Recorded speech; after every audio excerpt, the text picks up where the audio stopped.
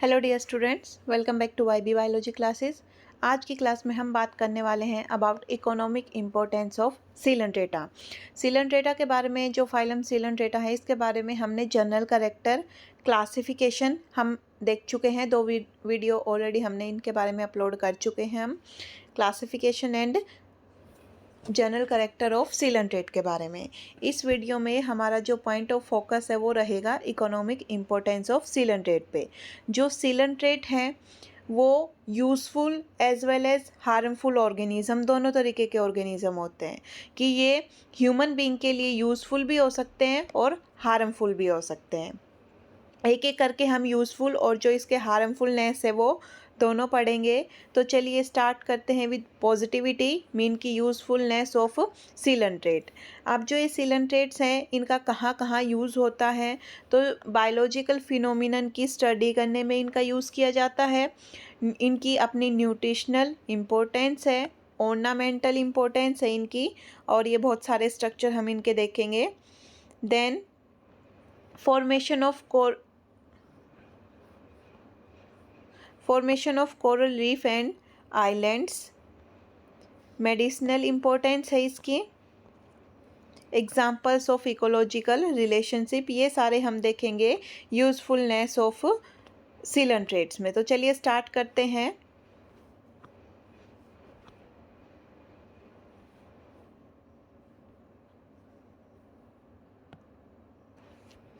सबसे पहले हम यूज़फुलनेस ऑफ सीलेंट्रेट में पढ़ेंगे स्टडी ऑफ बायोलॉजिकल फिनोमिनन की। जो बायोलॉजिकल फिनोमिनन है उनकी स्टडी में हम कैसे सीलेंट्रेट्स को यूज़ करते हैं। A number of coelenterates are used to demonstrate certain important biological phenomenons like budding, grafting, metagenesis, colony formation, polymorphism, specific behaviour. कि जो सीलेंट्रेट्स हैं वो काफ़ी अलग अलग तरीके के बायोलॉजिकल फिनोमिनन्स को शो करते हैं, जैसे कि वो बडिंग शो करेंगे, इसके अलावा ये ग्राफ्टिंग शो करते हैं, इनमें हमें मेटाजेनेसिस देखने को मिलती है, कॉलोनी फॉर्मेशन देखने को मिलती है, ये पॉलीमॉर्फिज्म शो करते हैं, ये स्पेसिफिक बिहेवियर को शो करते हैं। तो जो ये इतने तरीके के जो ये बायोलॉजिकल फिनोमिनन है इनकी हम स्टडी कर सकते हैं बाय यूजिंग सीलेंट्रेट्स।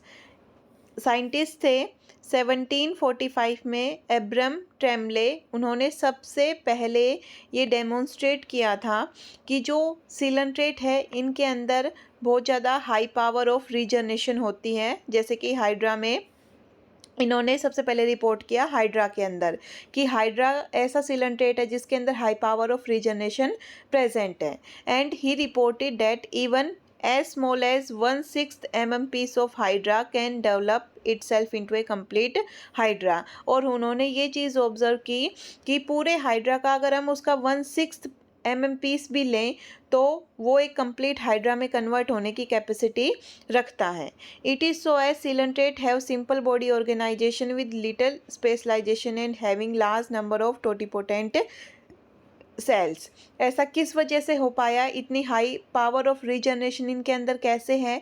क्योंकि जो सीलेंट्रेट्स हैं उनकी बॉडी काफ़ी सिंपल ऑर्गेनाइजेशन वाली बॉडी है और लिटल स्पेशलाइजेशन प्रेजेंट होता है, और इनके अंदर लार्ज नंबर में टोटिपोटेंट सेल प्रेजेंट हैं। इसी वजह से, इन सब प्रॉपर्टी होने की वजह से जो सीलेंट्रेट है वो हाई पावर ऑफ रीजनरेशन को शो करते हैं। अब जैसे जो फोनोफोर्स हैं, जैसे कि ओवेलिया है, वेलेला है, पोरपिटा है, इनकी हम स्टडी करते हैं पॉलीमॉर्फिज्म को पढ़ने के लिए। कि जो पॉलीमॉर्फिज्म का जो फिनोमिनन है उसको हम साइफोनोफोर्स के थ्रू पढ़ सकते हैं, जैसे कि ओबेलिया में, वेलविटा में, पोरपिटा में। और जो ये साइफोनोफोर्स हैं ये जो पॉलीमॉर्फिज्म शो करेंगे वो किसकी वजह से करेंगे कि जो कॉलोनी में रहने वाले जो इंडिविजुअल हैं उनमें डिवीज़न ऑफ लेबर की वजह से, कि उनके काम के बंटवारे को किया जा सके, उनका काम है वो बांटा जा सके, सारा बर्डन एक के ऊपर ही ना आए। इस वजह से यहाँ पर जो पॉलीमॉर्फिज्म है उसमें काम का बंटवारा किया जाएगा। देन जो दूसरी यूज़फुलनेस है इसकी इकोनॉमिक इम्पोर्टेंस में, जो यूज़फुलनेस है वो क्या है, nutritional importance.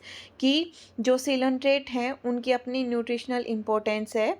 Only a few coelenterate are used as food by man, की कुछ ही सीलेंट्रेट हैं जो कि यूज़ किए जाते हैं मैन के द्वारा एज एन फूड, कि मैन उन पे फीड करता है। Certain species of jellyfish are eaten in the orient and 2 species of anthozoans are eaten by man in Italy under the name of oglioli, कि oglioli नाम से जो Anthozoa हैं वो फेमस हैं इटली के अंदर, 2 स्पीसीज उसकी, और ओरिएंटल रीजन में जेली फिशेस के ऊपर फीड किया जाएगा।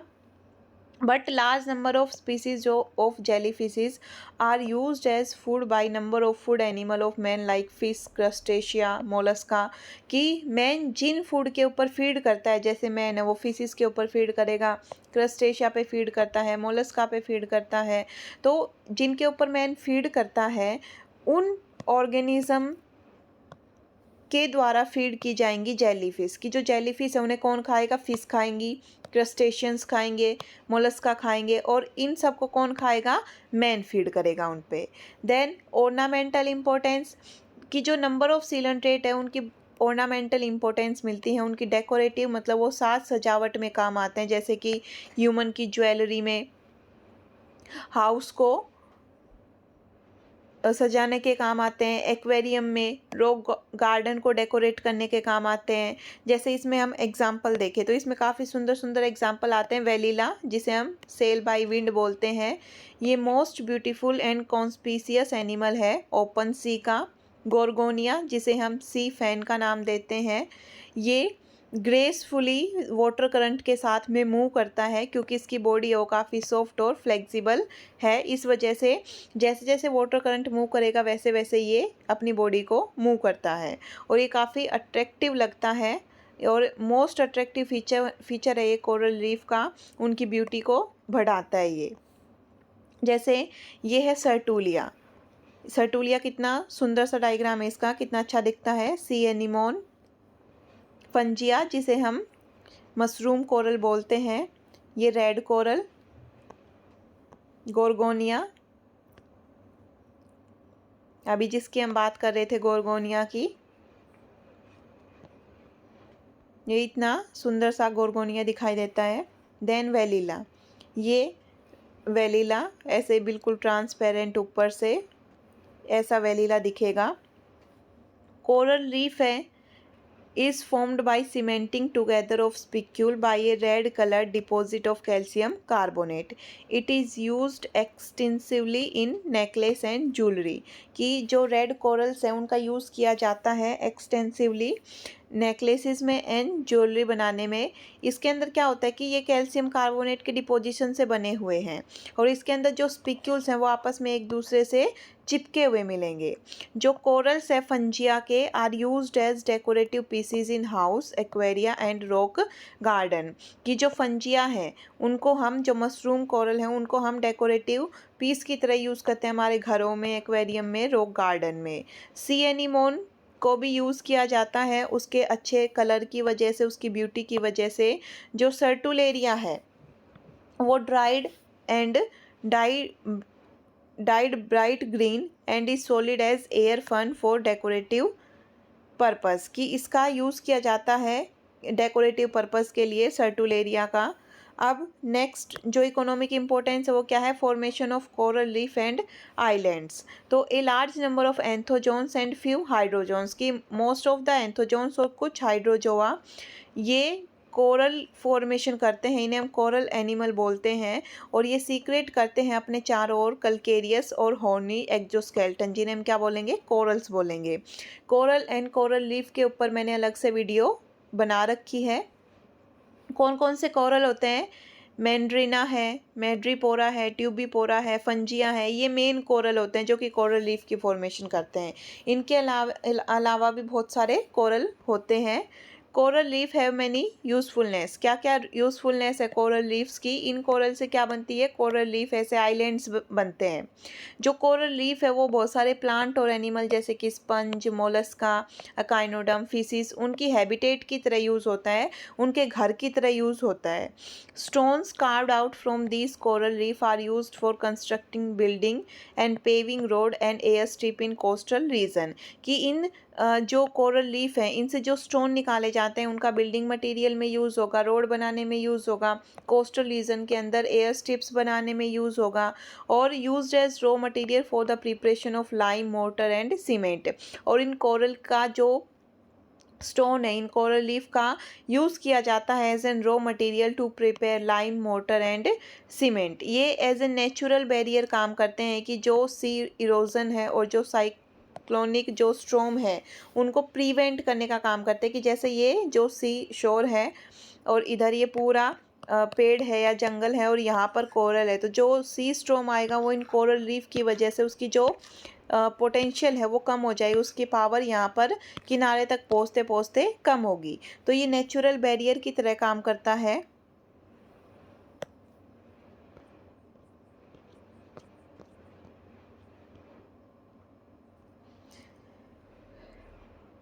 These coral reef by their enormous growth have lead to formation of many tropical island which are put to many use by man। कि इन कोरल रीफ की वजह से बहुत सारे आइलैंड बने हैं जो कि मैन के द्वारा यूज़ किए जाते हैं, जैसे लक्षद्वीप है, मालदीव है, island of India, then Fiji island of Pacific Ocean, Bahama island region, ये सारे कोरल से बने हुए हैं।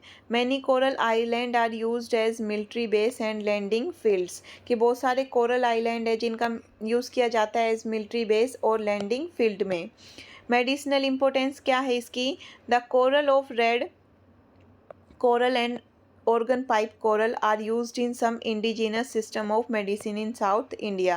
साउथ इंडिया के अंदर जो हमारा पारंपरिक जो तरीका है, जो इंडियन वे है क्योर करने का मेडिसिन का, उसमें ऑर्गन पाइप ओरल और जो रेड कोरल हैं उनका यूज़ किया जाता है। ये है organ pipe coral tubipora. Example of ecological relationship, तो इसके अंदर सर्टेन क्रस्टेशियन है सिलेंट्रेट है जिनके हमें बहुत अच्छे एग्जाम्पल देखने को मिलते हैं कमनसेलिज्म के, म्यूचुअलिज्म के दूसरे एनिमल के साथ में, जैसे कि क्रस्टेशियन है, फिश है उनके साथ में। तो जो सी एनिमोन है वो जनरली एक जो स्नेल का जो शेल है, खाली जो स्नेल का शेल है उसके साथ में अटैच मिलेगा और उस स्नेल के शेल के अंदर कौन रहेगा? Hermit crab. तो जो हर्मिट क्रैब है और जो सी एनिमोन है वो स्नेल के खाली शेल से जुड़े हुए हैं, म्यूचुअली एक दूसरे को बेनिफिट देंगे। कैसे देंगे? कि जो सी एनिमोन है वो तो क्रैब की वजह से एक जगह से दूसरी जगह पे ट्रांसफ़र होगा और उसके बदले में जो सी एनिमोन है उस क्रैब को अपने प्रोटेक्टिव एम्ब्रेला से, जो निमेटोसिस्ट है उनसे दूर रखेगा, जो उसके प्रीडेटर हैं उन्हें। तो प्रोटेक्शन किसको मिल रही है? स्नेल को। ट्रांसपोर्टेशन किसका हो रहा है? सी एनिमोन का। ऐसे ही जो फाइसेलिया है, पोर्टुगीज मैन ऑफ वॉर है, वो प्रोटो कोऑपरेशन शो करता है एक फिश के साथ। नोमियस नाम की एक फिश होती है, उसके साथ में प्रोटो कोऑपरेशन शो करेगा और जो इनोमियस है इसके टेंटिकल्स में रहेगी। फाइसेलिया प्रोटेक्ट करता है इस फिश को प्रीडेटर से विद इट स्टिंगिंग सेल, अपने स्टिंगिंग सेल की हेल्प से। और बदले में जो फिश है वो बहुत सारी लार्जर फिशेस को फाइसेलिया की ओर अट्रैक्ट करेगी, this helps in supplying food to it. और इसकी वजह से ये किस में हेल्प करती है? फूड सप्लाई में हेल्प करती है। तो ये थी इसकी इकोनॉमिक इम्पोर्टेंस में यूज़फुलनेस या फिर जो इसके बेनिफिशियल इफ़ेक्ट हैं वो। अब हम बात करते हैं हार्मफुलनेस की। तो जो फाइसेलिया है, जो पोर्टुगीज मैन ऑफ वॉर है, वो सबसे ज़्यादा डेंजरस साइफेनोफोरन है और ये काफ़ी जो बाथर हैं उनको काफ़ी तंग करेगा। जो डाइवर्स हैं उन्हें, उनके ऊपर ये सीक्रेट करता है न्यूरोटॉक्सिन को, और इतना खतरनाक न्यूरोटॉक्सिन होता है कि ये बाथर के जो डाइवर्स है, जो मैन हैं, उनके नर्वस सिस्टम को अफेक्ट करेगा और बेहोशी कॉज करेगा।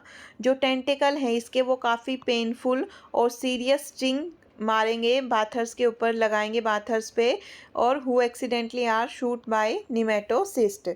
कि जो बाथर्स हैं फाइसेलिया के कांटेक्ट में आए, उसके निमेटोसिस्ट के कांटेक्ट में आए, तो जो उनके स्टिंग है वो काफ़ी पेनफुल होंगे। इसके अलावा जो सी वास्प है और कुछ सर्टेन स्पीसीज़ ऐसी एनिमोन की वेस्ट ऑस्ट्रेलिया में, वो काफ़ी डेंजरस होती हैं। देयर स्टिंग में cause wounds, serious illness and even death. कि इनकी स्टिंग काफ़ी गहरे घाव कर सकती है, काफ़ी सीरियस इलनेस कर सकती है और डेथ भी कॉज कर सकती है। तो मेन यहाँ जो न्यूरोटॉक्सिन है उनका खेल है, उनकी वजह से इंसान मर भी सकता है। तो ये हार्मफुलनेस है। इकोलॉजिकल रिलेशनशिप हमने पढ़ी, म्यूचुअलिज्म पढ़ा, कमेंसलिज्म पढ़ा, देन ट्यूबिफोरा में ये मेडिसिनल इंपॉर्टेंस हमने देखी। फिर हमने कोरल रीफ के बारे में बात की है कि कौन कौन से कोरल से कोरल रीफ बनती है।